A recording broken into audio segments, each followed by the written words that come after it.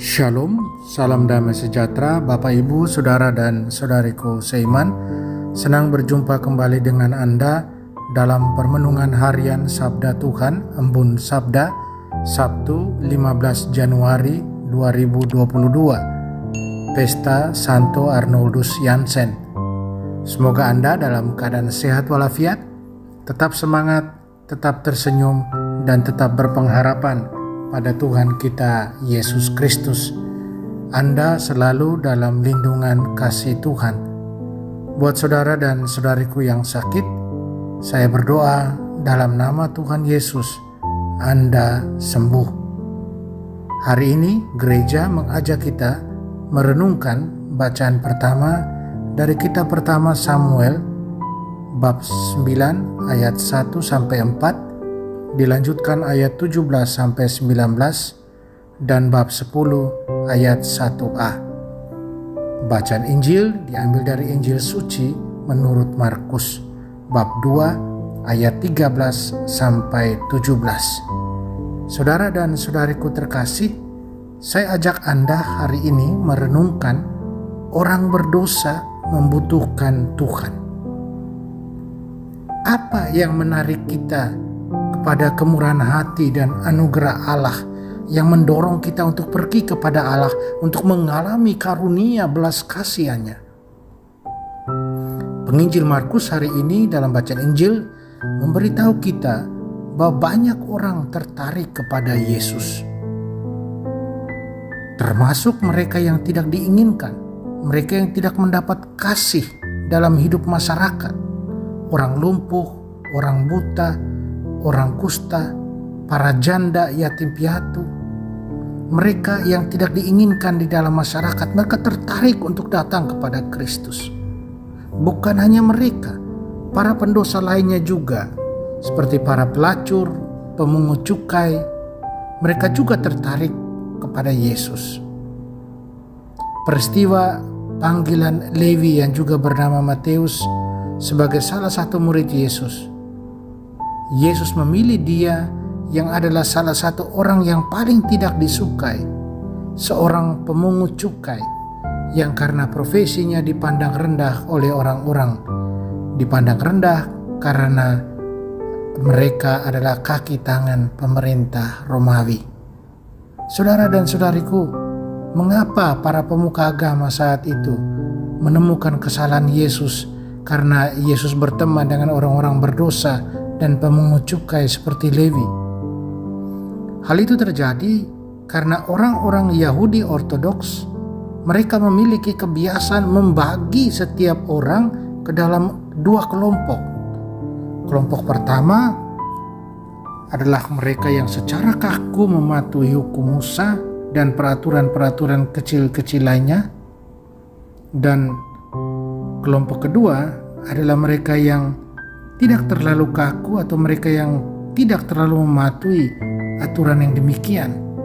Nah, mereka yang kelompok kedua ini diperlakukan sebagai warga negara kelas 2. Kaum Ortodoks dengan hati-hati menghindari segala pertemanan dengan mereka ini, menolak berbisnis dengan mereka, menolak memberi atau menerima apapun dari mereka, menolak untuk menikah, dan menghindari segala bentuk hiburan dengan mereka, termasuk dalam persekutuan meja atau duduk makan bersama. Karena hal itulah hubungan Yesus yang adalah seorang rabi dengan orang-orang berdosa yang demikian mengejutkan kepekaan orang-orang Yahudi Ortodoks ini. Mereka tidak terima. Saudara dan saudariku terkasih, ketika orang-orang Farisi menantang perilakunya yang tidak lazim dalam makan bersama dengan orang-orang berdosa di depan umum, pembelaan Yesus cukup sederhana. Seorang dokter tidak perlu mengunjungi orang sehat. Sebaliknya, seorang dokter pergi kepada mereka yang sakit. Yesus juga mencari mereka yang paling membutuhkan. Seorang dokter sejati mencari penyembuhan seluruh orang, tubuh, pikiran, jiwa. Yesus datang sebagai tabib ilahi gembala yang baik untuk umatnya, dan Dia mau pulihkan mereka kepada keutuhan hidup sejati.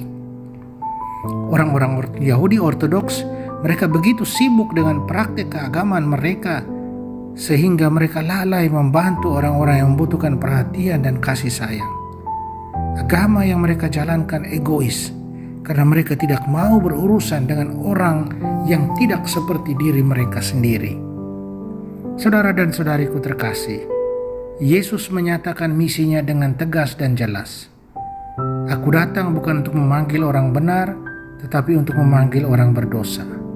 Ironisnya, kaum Ortodoks yang disebutkan di atas sebenarnya sama membutuhkan Tuhan dengan yang dihina oleh mereka. Semua orang telah berdosa, tidak ada yang luput dari dosa dan telah kehilangan kemuliaan Allah. Tuhan memenuhi kita dengan kasih karunia-Nya, belas kasihan-Nya. Dia ingin kita pada gilirannya untuk mencari kebaikan saudara dan saudari kita, termasuk mereka yang tidak disukai, terpinggirkan, membutuhkan bantuan, dengan menunjukkan kepada mereka kebaikan dan belas kasihan yang sama yang telah kita terima dari Tuhan. Apakah kita bersyukur, berterima kasih kepada Tuhan atas kebaikan, atas belas kasihan yang telah kita terima dari Dia? Kalau kita bersyukur dan berterima kasih, maka langkah selanjutnya, bagilah kasih Tuhan dengan siapa saja yang kita jumpai, terutama mereka yang ada dekat dengan kita, mereka yang sungguh berkebutuhan. Amin. Mari kita mohon kekuatan dari Tuhan, kita berdoa. Tuhan Yesus, Juru Selamat kami, biarkanlah kami sekarang datang kepadamu. Hati kami dingin, Tuhan hangatkan dengan kasih-Mu yang tanpa pamrih. Hati kami penuh dosa, bersihkan dengan darah-Mu yang berharga. Hati kami lemah, kuatkan dengan roh-Mu yang bergembira. Hati kami kosong, isilah dengan kehadiran ilahi-Mu. Tuhan Yesus, hati kami adalah milik-Mu. Milikilah selalu dan hanya untuk-Mu saja seluruh diri kami. Amin. Mari kita mohon berkat Tuhan, Tuhan sertamu dan sertamu juga. Kita sekalian semua orang yang kita sayangi dan kasih, segala usaha dan kerja kita dilindungi, dibimbing, diberkati Allah yang Maha Kuasa, Bapa dan Putra dan Roh Kudus. Amin.